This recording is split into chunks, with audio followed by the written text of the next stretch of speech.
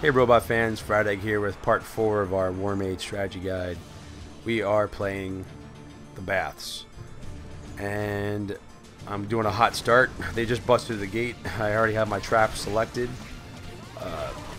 While I did this is probably because I record these until I get the one I want, and sometimes I forget to record from the menu, so sometimes you get a hot start like this, not really a big deal. This is my loadout is that's my standard right there, what you see. I usually go with lightning ring, tar, brimstone.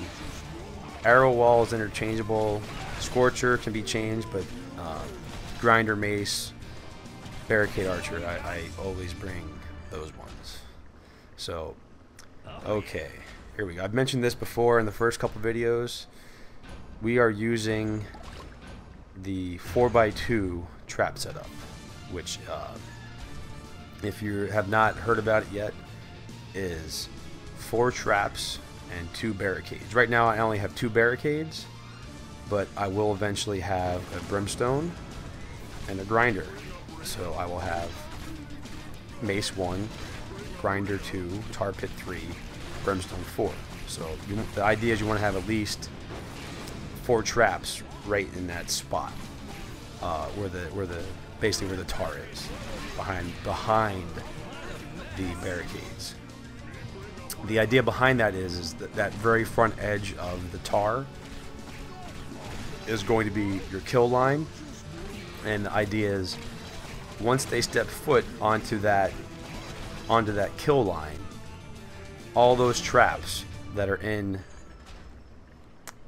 basically in the same, the same plane as the tar are going to affect that enemy as soon as they step foot. So I'm also going to add scorchers and arrow wall, so it's actually going to be a 6x2. So as soon as something steps foot on that kill line, as long as the mace is swinging and the traps aren't already fired, they're going to be getting hit by 6 traps, including my lightning ring, which that would make it 7, including my arrow shot would be 8. And yeah, and then when you throw archers in the mix, when you have a properly set up 4x2, you can regularly see 9s on orcs if done right. And I personally don't have many video. I might not have any videos showing this, but I can honestly tell you here and say that I have gotten lots of 9s on regular orcs by doing this, just what you're seeing here. And here's what I was talking about before with archer line of sight. I'm going to try to put this archer down so the only thing he could see is basically right where the kill line is. So he's not going to be able to shoot at orcs and potentially kill them before they get to the kill box. And what this does is it gives you the most possible potential to only kill orcs when they're in the kill box, because you never want to kill them outside of the kill box if you can avoid it, because killing them beyond the kill box or after the kill box, if they make it all the way through, either combo points aren't being added onto them or combo points are falling off. You want them to die on that kill line as much as possible. So when the other thing with your archers is you want to try to stay out of their way. If I was going to be standing off to the left, I could be, if their arrows hit you, you block their shots. And in some cases later on, that could actually be beneficial. But yeah, in this case, you want to make sure you're standing out of the way of their line of sight, so you don't actually accidentally stand in the way and block the arrow shot. So now that we have everything down, you should start seeing some more 6s and seeing some 7s pop up. I don't recall if I get any 8s here, 9s, to be honest. But this is a very solid strategy, fairly simple to do, especially on this stage on Warmage. It shouldn't give you any trouble. I believe this is just orcs. I don't remember if there's any hunters that were supposed to come or not. Even if they do, it's not a big deal. But This is a very straightforward stage. You have the rift there. They come through. They can go right or left to the rift, and that's it. It's small. It's nice and quick. So I believe right now I'm waiting to upgrade my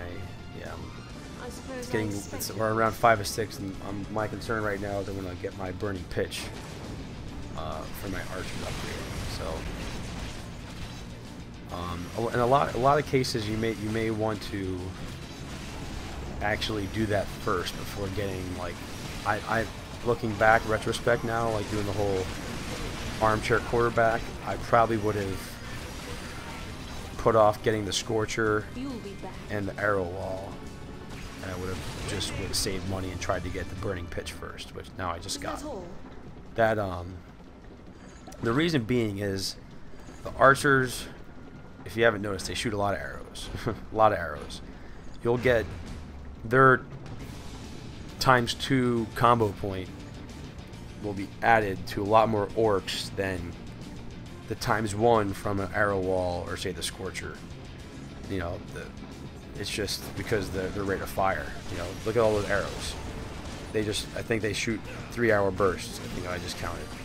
You know, so that's potentially 6 orcs getting ×2 added to them, rather than, you know, you got 2 traps that only add 1 point each.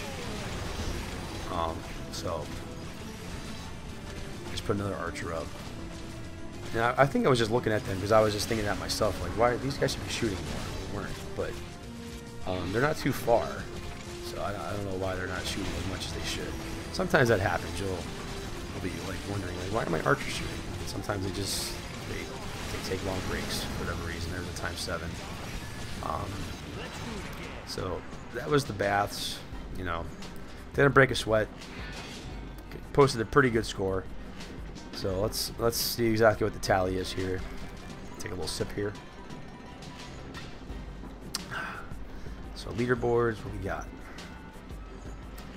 All right, I wasn't able to match my previous high score, but 117 will get you probably into the top 50 easily. So this has been Fryedegg with part 4 of our Warmage strategy guide. So please stay tuned for our future videos, and yeah, see you guys later.